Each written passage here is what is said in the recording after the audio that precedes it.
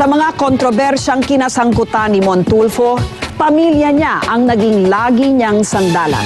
Panganay sa 10 anak si Mon at ang kanyang mga kapatid, handa raw siyang ipagtanggol sa anumang problema o gulo.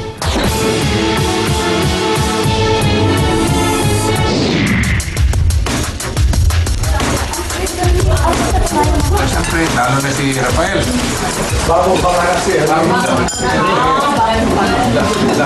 Panganay sa 10 magkakapatid ang kolumnistang si Ramon Tulfo. Bihira raw makumpleto ang kanilang pamilya. Pero noong ika-14 ng Mayo, nagsama-sama ang 5 sa kanila. Sina Mon, Ben, Erwin at mga kapatid nilang babae na sina Tucci at Wanda.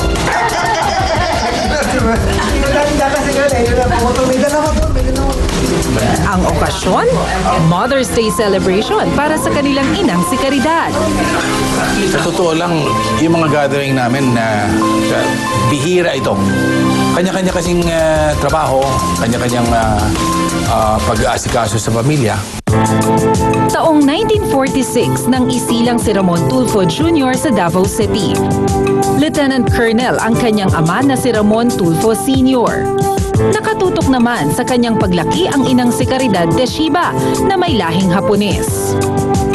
Sa ama niya raw nakuha ang ugaling kapag may inaapi, kailangang maparusahan ang may sala. Mayroon ako nakitang binubugbog na isang mama. Tapos nakita ko, bakit ano yan ginugulpe?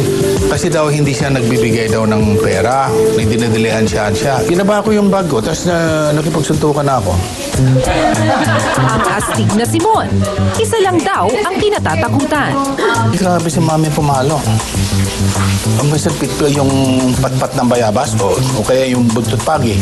Dinadasal ko na wag sana mayroon ako anak na mga samang gali o mag-criminal ba, wag sana. Pero sabi ko, Diyos ko, kung mayroon isa sa kanang konsido, kunin mo na lang.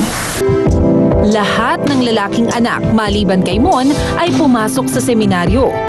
Kuya Boy ang tawag ng mga kapatid niya sa kanya. Paano ba maging isang kuya o kapatid ng isang Montulfo? Kami mga babae, hindi ka talaga pwedeng, hindi niya kami pinapagalitan, no matter what, kumbaga para kaming reyna. So kasi yung father namin, love na love kami mga girls. Love na love kami. So sa kanya, parang yun din ang treatment niya sa amin. Naging sandalan din ng magkakapatid ang kanilang Kuya Boy nang yumao ang kanyang ama taong 1985 sanhi ng cancer sa liver.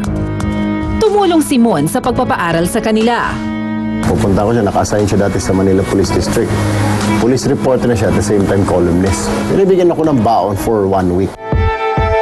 Malapit sa isa't isa ang mga magkakapatid na Tulfo at lumaki raw silang handang ipagtanggol ang bawat isa. We were taught by my father na it's one for all for one. Kahit sa mga bata pa kami, elementary, pag may ginulpi, pupunta, sasama. Yun siguro yung magmahalang kayo. Isa na marahil na patunay ng kanilang all for one, one for all na motto ay ang naging reaksyon ng mga kapatid na lalaki ni Mon sa nangyaring insidente sa airport. That was very touching. Hindi ko nakita na mangyak-ngyak ako nung galit na galit sila. Sabi ko, hindi sila mapapasubo ng ganito kung hindi sa akin. Alam nila na niloloko na lang sila. Pero gaya ng ibang bata, may kapilyuhan din pala noon si Mon. Para makatakas siya sa pag-aalaga kina Rafi at Erwin, nilalagyan niya ng alak ang gatas ng mga ito. Kukunin ko yung alak. Lagyan ko ng konting-konti yung gatas. Hindi ko alam yan. Paano sa dating sa'yo? Hindi. Sabi ni Mami, bakit amoy alak ito? Itong mga suka yun, di ba yung mga bata? Ewan ko, Ngayon lang. Ngayon lang. So, ngayon lang po nalaman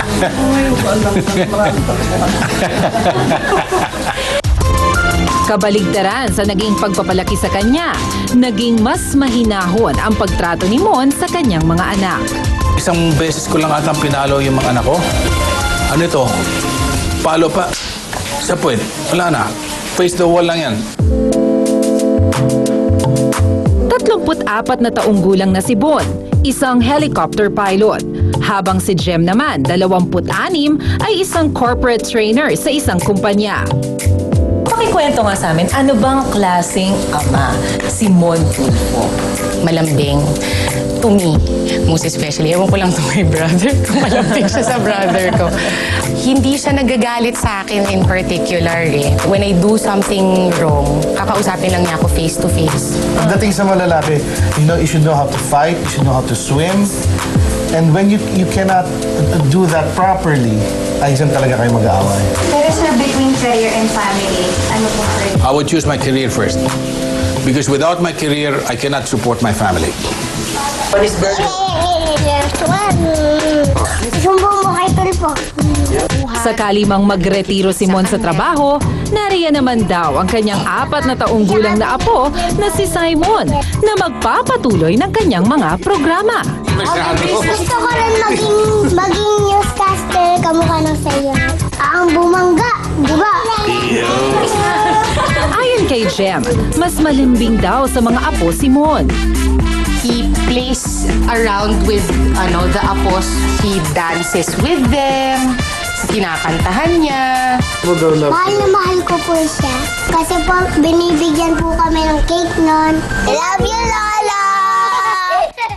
Inabi ni Mon, sa bawat kontrobersyang kinasangkutan niya, parati niyang napapatunayan na pamilya niya ang pangunahin niyang taga-suporta. I've never been so proud in my life kasi doon ko nakita na mahal ako ng mga kapatid ko.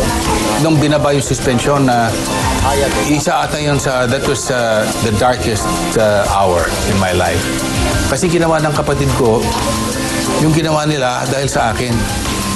Doon ko nakita yung pagmamahal nila sa kanilang kuya.